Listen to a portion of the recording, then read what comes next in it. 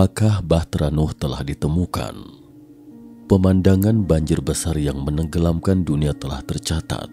Sumber suku Hun kuno atau Xiongnu yang sangat ditakuti pada abad keempat berasal dari perut bumi. Gerbang ruang waktu yang melintasi dimensi. Selamat datang di channel Mata Ketiga. Pada video ini, kami akan memperkenalkan kepada Anda buku Asal-Usul Bumi yang Terlupakan.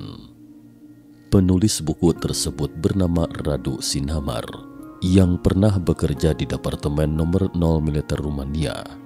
Dia bertanggung jawab untuk menyelidiki kejadian paranormal yang mirip dengan X-Files. Pada tahun 2009, ia mulai menerbitkan buku. Dia menceritakan tentang penemuan mereka selama ini. Karena konten semacam ini seharusnya dirahasiakan. Oleh sebab itu, isi dalam buku hanya menceritakan garis besarnya saja, tidak terlalu spesifik. Walaupun seperti itu, isinya sudah cukup mengejutkan. Pada video sebelumnya, kami telah memperkenalkan bahwa ada ruang rahasia di bawah Sphinx di Rumania dan ada aula proyeksi di dalamnya yang dapat memproyeksikan gambar holografik yang memperlihatkan sejarah umat manusia yang telah lama tersembunyi dan tidak diketahui siapapun. Radu masih memiliki kesempatan menggunakan peralatan teknologi tinggi manusia di pusat bumi untuk melihat struktur internal bumi yang sama sekali berbeda, yang sepenuhnya membalikan konsep kita. Selanjutnya akan kami perkenalkan untuk Anda konten yang sangat seru ini. Apakah mitos Bahtera Nuh adalah fakta? Pada hari itu, mitra mereka adalah dua orang perwira yang berasal dari Pentagon AS. Mereka memberi Radu dan mentornya Caesar beberapa foto khusus, juga ada sebuah laporan. Ada dua peninggalan budaya yang sangat aneh di foto itu, yang ditemukan di timur jauh di Afghanistan.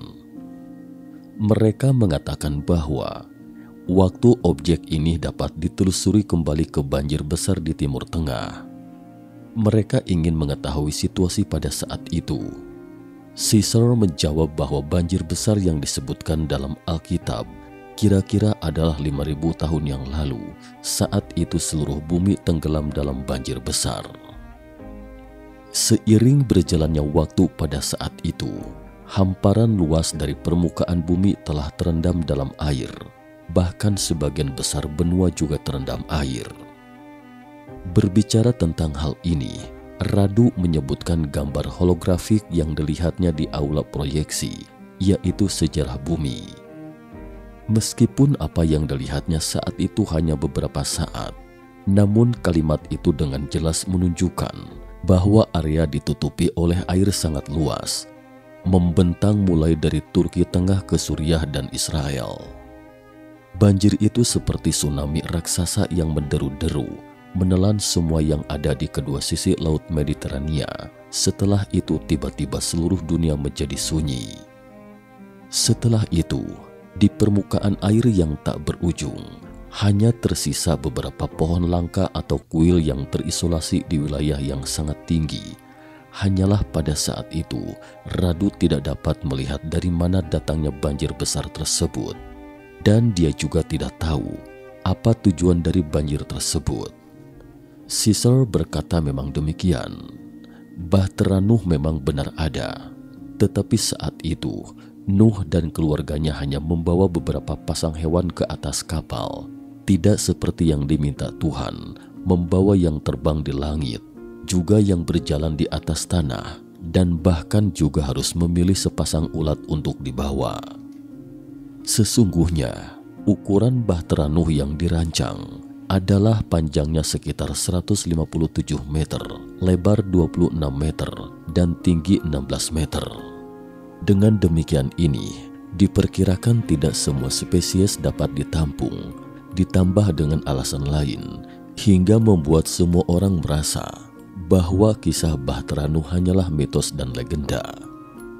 Namun Caesar mengatakan bahwa semua populasi hewan memang sungguh-sungguh telah terwariskan. Tetapi pelestarian yang sesungguhnya serta pemulihan selanjutnya berasal dari luar angkasa. Di sana terdapat perpustakaan yang sangat besar yang berisi sampel DNA dari berbagai organisme. Pengumpulan sampel dilakukan oleh organisme sistem bintang lain. Alkitab telah diedit dalam jangka waktu yang lama. Waktu yang dibutuhkan untuk menulis juga melewati ribuan tahun dan diterjemahkan ke dalam berbagai bahasa. Banyak dari kisah-kisah ini penuh dengan metafora, hanya merupakan kiasan yang sebanding, bukan makna yang sesungguhnya. Sehingga secara umum diyakini bahwa kita tidak dapat begitu saja memahami banyak kata-kata dalam Alkitab menurut arti harfiahnya. Oleh sebab itu, kisah Bahtera Nuh mungkin adalah seperti ini. Radu bertanya dengan bingung. DNA bahkan juga dapat diekstraksi. Ini bukanlah masyarakat kuno yang terbelakang. Tampaknya mereka cukup berkembang, dan jika dikatakan bahwa teknologinya sangat maju, mengapa orang harus bekerja keras untuk membangun bahtera? Untuk apa tujuan ini? Caesar kemudian berkata dengan makna yang penuh arti, bahwa mereka hanya memberikan bantuan yang diperlukan. Manusia harus membangun masa depan mereka sendiri dan memberikan kontribusi mereka sendiri untuk masa depan mereka sendiri. Karena ini adalah bagian dari takdir mereka. Setelah banjir besar, proses kelahiran kembali fauna juga perlu diprakarsai oleh umat manusia. Proses ini berlangsung sekitar beberapa dekade. Dua petugas yang mendengar ini bingung lagi. Terlahir kembali. Kalau memang harus dilahirkan kembali, mengapa itu harus dihancurkan? Bukankah lebih baik jika kita membiarkan dunia tetap seperti ini? Caesar menjawab bahwa jika melihat hal tertentu dalam ruang dan waktu tertentu, itu mungkin sangat buruk atau hal yang sangat mengerikan. Tetapi ketika Anda melihatnya dari perspektif yang lebih tinggi dan lebih jauh, Anda akan menemukan itu memang diperlukan dalam masalah ini. Bahkan akan mengarah pada transformasi seluruh situasi ke tingkat yang lebih tinggi. Artinya, hal-hal ini sebenarnya adalah simpul kunci yang diperlukan dan proses yang diperlukan untuk peningkatan. Sebenarnya, pertanyaan mengapa ada banjir besar yang menghancurkan dunia telah tertulis dalam Alkitab. Sudah sangat jelas, karena pada saat itu, di hadapan Tuhan dunia telah rusak, bumi penuh dengan kekerasan, dan watak manusia tidak lagi seperti saat diciptakan Tuhan. Tuhan sangat sedih, sehingga Tuhan memutuskan membanjiri bumi dan menghancurkan dunia dengan air bah. Banyak orang bertanya kepada keluarga Nuh, mengapa mereka diizinkan tetap hidup di dunia ini? Ini karena Nuh adalah orang yang saleh. Dalam kebobrokan dunia ini, dia tidak kehilangan kepercayaan kepada Tuhan. Jadi Tuhan membiarkan dia tetap hidup dan sebagai benih generasi manusia berikutnya, serta bertanggung jawab atas dimulainya kembali peradaban berikutnya. Selanjutnya kita beralih ke topik selanjutnya. Suku Hun kuno atau Xiongnu. Selama ini asal-usul suku Xiongnu tidak diketahui. Mereka sepertinya tiba-tiba muncul dan sangat ditakuti karena kemampuan perangnya sangat tinggi. Di manakah kampung halaman suku Xiongnu yang sesungguhnya? Saat ini, seorang petugas mengatakan bahwa data menunjukkan bahwa peninggalan budaya yang kita lihat terkait dengan suku Xiongnu kuno selalu salah. Apakah mereka berasal dari tempat lain di luar Tiongkok?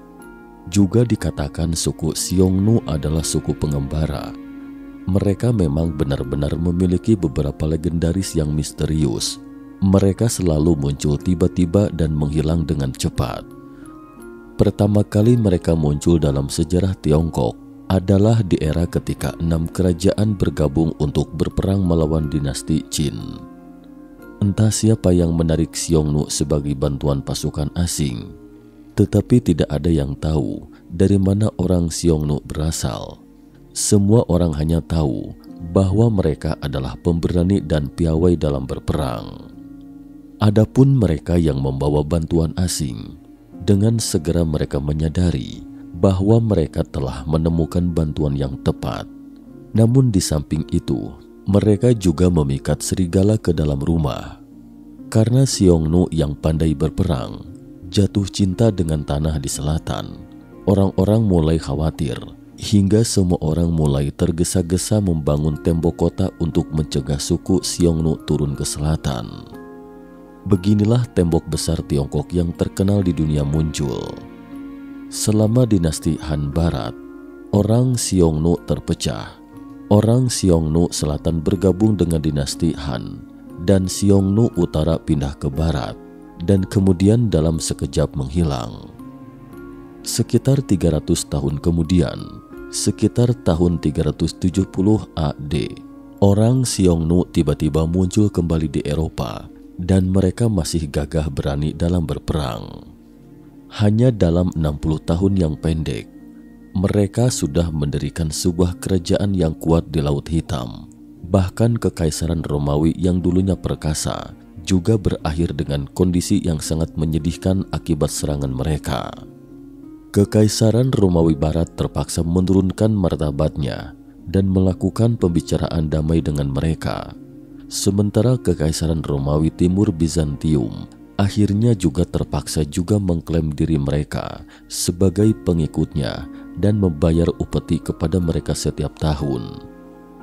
Namun Kekaisaran Xiongnu yang begitu kuat juga hanya berjaya selama 40 tahun.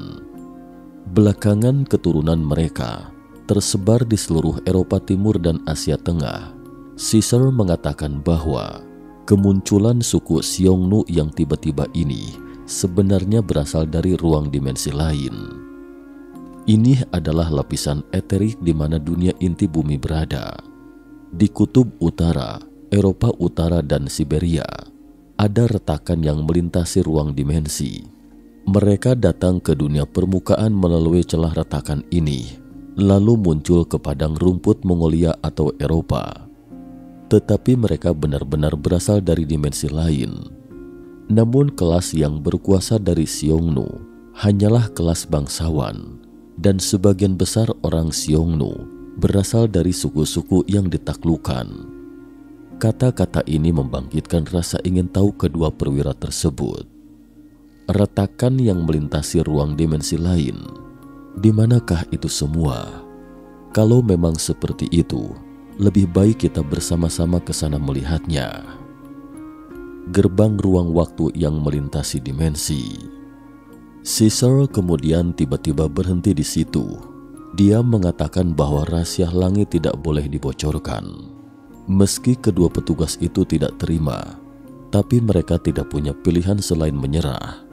Namun untuk memuaskan rasa penasaran pembaca, Radu tetap membicarakan sebuah kasus nyata ruang dan waktu yang sebenarnya yang melintasi perjalanan waktu. Kasus pelintasan ini adalah kasus yang terlihat olehnya saat dia menelusuri dokumen dinas rahasia Jerman. Dia kemudian membahas masalah ini dengan mitranya di Amerika Serikat.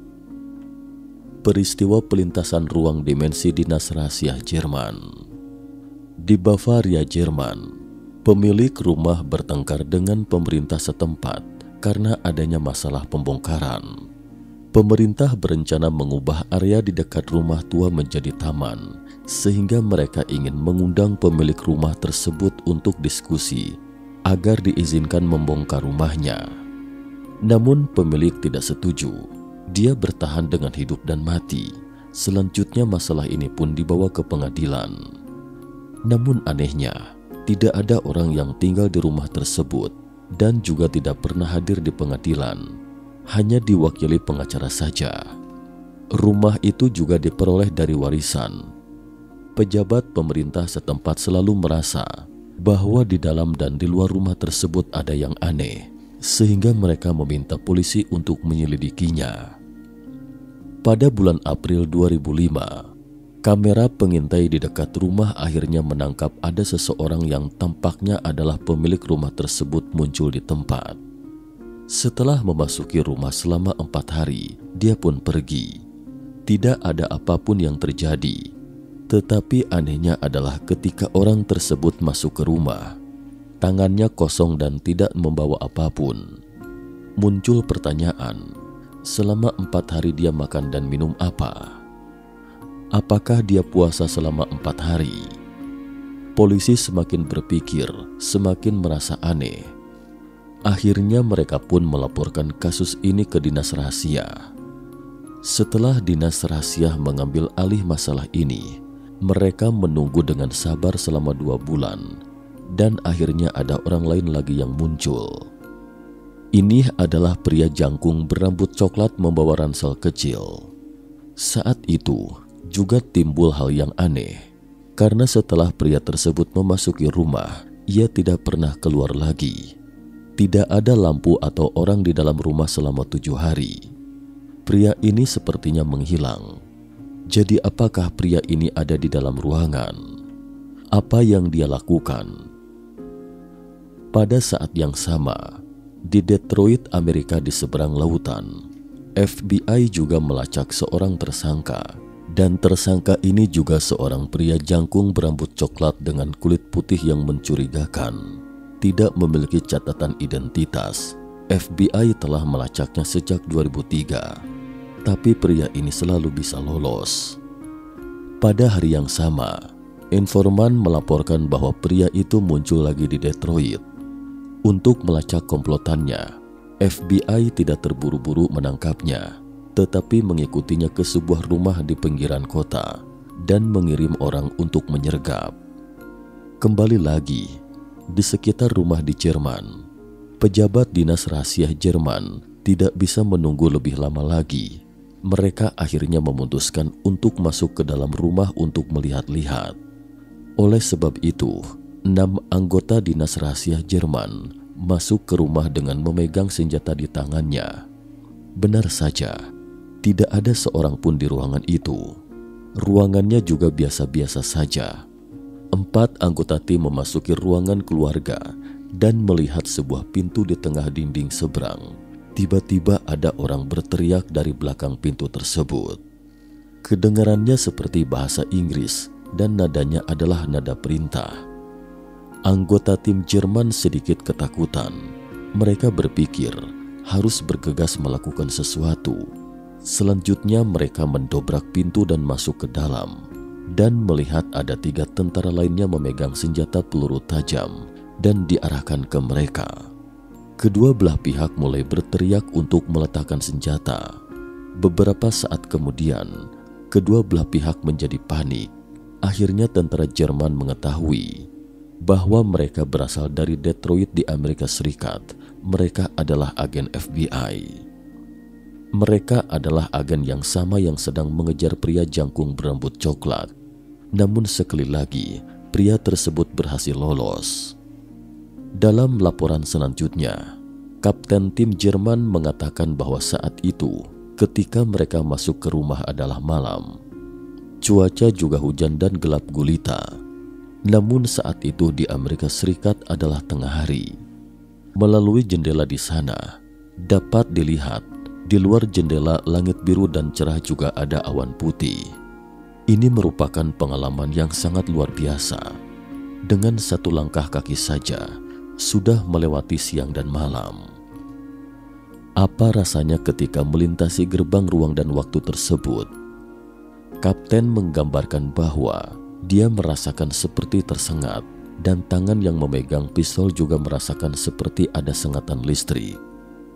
Dia bahkan melihat percikan kecil api dan di pihak Amerika Serikat setelah kejadian tersebut, mereka mendirikan departemen rahasia yang berspesialisasi dalam studi distoris ruang waktu. Kepala departemen adalah Kolonel Finnegan. Tim Kolonel Finnegan menganggap bahwa distorsi ruang waktu dapat dipecah menjadi 3 kategori. 1. Portal tetap. Portal ini sangat langka dan umumnya tidak diketahui. Rumah tua Jerman ini adalah salah satu contohnya. 2. Portal multi arah. Melalui distorsi ruang semacam ini, Anda dapat mencapai tempat yang berbeda. Ini tergantung pada karakteristik individu. waktu pelintasan yang dipilih, serta cuaca serta faktor lainnya. 3. Portal dinamis, juga dikenal sebagai lubang cacing bumi.